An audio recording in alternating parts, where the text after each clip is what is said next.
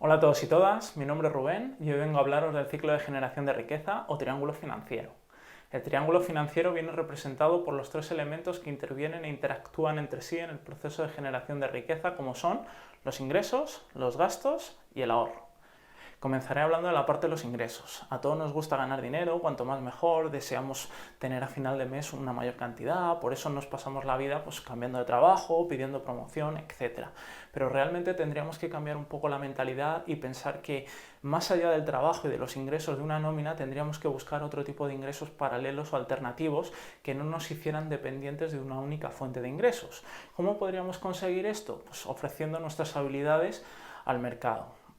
Todos podemos tener pasiones, hobbies, habilidades que pudieran ser susceptibles de ser monetizables y de interés para el mercado. Porque, bueno, pues podemos ofrecer servicios, productos, etcétera, que nos pudieran procurar fuentes de ingreso paralelas a nuestro trabajo. De este modo, viviríamos sin tanta presión y tanto estrés personal de pensar que si en algún momento nos quedáramos sin trabajo, pues nos quedaríamos por consiguiente sin fuente de ingresos. No, si ampliamos y diversificamos estas fuentes de ingreso, en todo momento estaremos tranquilos de que al menos alguna fuente tendremos, ¿de acuerdo?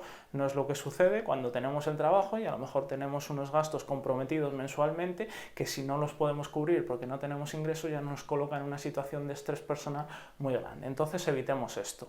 Por tanto, una buena manera de evitarlo es, como he comentado, iniciarnos en algún microemprendimiento a través de ofrecer estas habilidades al mercado o bien iniciarnos o incursionarnos en el proceso de inversión tratando de buscar algún tipo de rentas, como puedan ser dividendos, regalías, intereses, etc.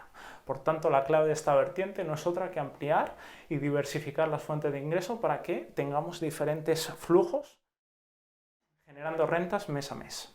En el otro eje del triángulo encontramos la vertiente del gasto. El gasto es un elemento que va estrechamente relacionado a un componente o sesgo psicológico personal muy potente como es el ego o la vanidad.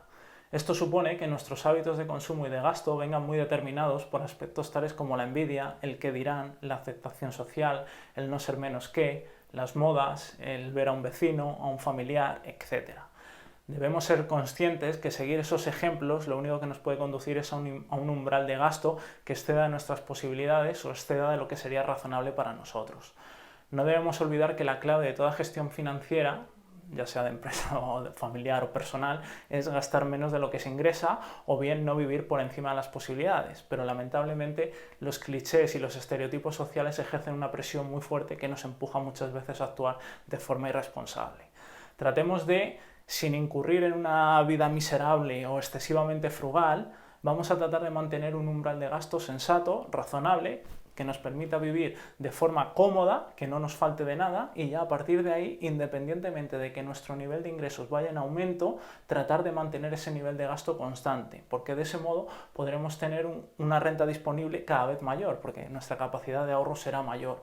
Entonces, en ese caso, no nos veremos afectados o no nos veremos influenciados por todos los juguetes o todas las cosas materiales que veamos en los demás. Muchas veces nos dejamos llevar por las apariencias que realmente distorsionan la realidad tanto del que las posee como del que las percibe, del que las posee porque se cree que vive en un estatus superior de lo que realmente tiene y en el que lo percibe porque le empuja a un consumo irresponsable. Muchas veces lo que vemos ahí fuera es meramente deuda. Entonces, seamos prudentes y no caigamos en esa trampa, porque precisamente la deuda de bienes de consumo es extremadamente alta, tiene unos tipos de interés muy altos, el interés de las tarjetas de crédito, el interés de los créditos al consumo, de los préstamos al consumo, etc. Por tanto, lo que haría es empobrecernos. Por el mero hecho de querer aparentar más, lo que estamos haciendo es empobrecernos y hacer que este gráfico y este engranaje, digamos, no cumpla su labor, ¿de acuerdo? Entonces, vamos a ser muy comedidos y no vamos a caer, digamos, en envidias o no vamos a incurrir en pensar que por verlo ahí fuera ya nosotros lo tenemos que llevar o pensar que por el hecho de que alguien lo lleve o lo porte ya tiene más que nosotros, no necesariamente, puede tener deuda y si una persona tiene deuda en bienes de consumo lo único que va a hacer es empobrecerlo. ¿Por qué? Porque esta deuda va a tener unos intereses elevados y no le va a generar ningún retorno porque no está invirtiendo en activos que generen ingresos, todo lo contrario, es puro consumo que no va a generar absolutamente nada. Entonces seamos prudentes y si queremos construir riqueza no nos dejemos llevar por esas apariencias, ¿de acuerdo? Ya en último lugar hablaremos de la vertiente del ahorro. El ahorro no es otra cosa que la resultante entre los ingresos obtenidos y los gastos soportados. A mayor nivel de ingresos y a un nivel de gasto constante, más capacidad de ahorro tendremos y mayor renta disponible. Lo primero que tenemos que hacer con este ahorro es generar un fondo de emergencia o de seguridad que nos cubra al menos el equivalente a un periodo de entre 6 y 12 meses de nuestros gastos corrientes mensuales.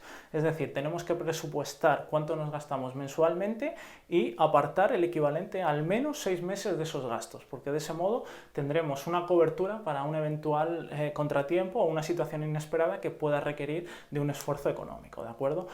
Una vez creado ese fondo de emergencia, nos quedará una renta disponible que desearemos poner a trabajar. ¿Por qué? Porque, como ya hemos hablado en otras ocasiones, el efecto de la inflación lo que hace es detraer nuestra riqueza y nuestra capacidad de compra futura. Entonces, vamos a asegurarnos que al menos esa renta disponible se revalorice en los mismos términos de la inflación, ¿de acuerdo? ¿Cómo podemos conseguir esto? Pues sirviéndonos de diferentes instrumentos y activos financieros que nos producirán algún tipo de renta o ganancia patrimonial que nos permita generar e incrementar nuestra riqueza, ¿de acuerdo?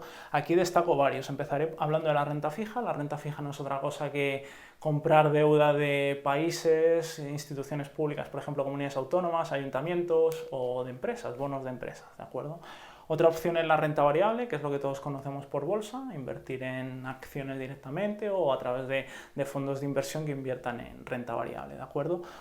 También encontramos los bienes inmuebles, podemos invertir directamente en estos o bien servirnos de fondos de inversión que se dedican a invertir en patrimonio inmobiliario, ¿de acuerdo?